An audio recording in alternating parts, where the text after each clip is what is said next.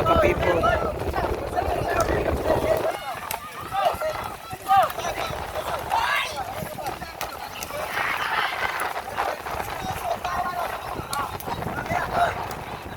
Ito sa dagat to ha, dito lang makikita yung laro ng volleyball sa dagat sa may Punungan Island.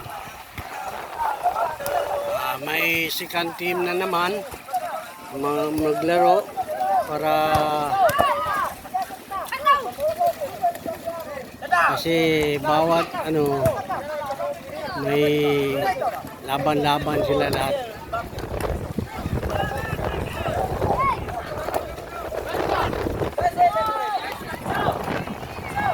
Ito team ng mga bata. Laro din.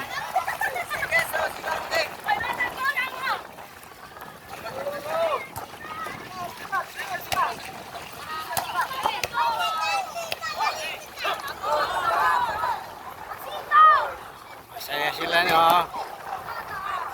mga bata na maglalaro ng volleyball, masaya din. Yan.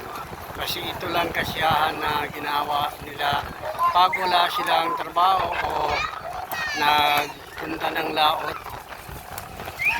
Maglalaro